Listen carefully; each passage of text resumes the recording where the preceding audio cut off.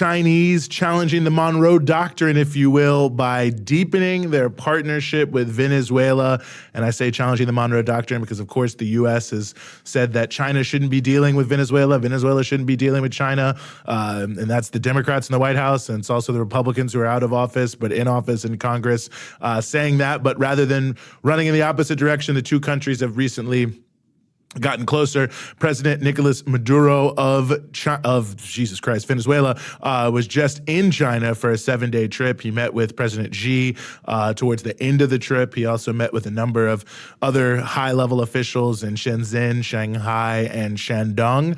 Also did many other various things that we can talk about. But the most notable factor, I think, Rania, that everyone is talking about is they upgraded their partnership, and China, as well as Vietnam, they have these sort of tiers of partnership in terms of not necessarily how close they are. They're close to a lot of countries at the various tiers, but essentially the higher the tier you're in, the more rarefied the relationship. So the top tier is a mutual defense treaty, and there's only one country that they have a mutual defense treaty with. That's the Democratic People's Republic of Korea, or North Korea.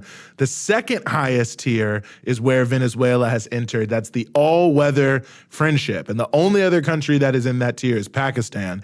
And that's partially why this is so notable, because Pakistan is routinely and correctly listed as essentially the top ally of China anywhere on earth.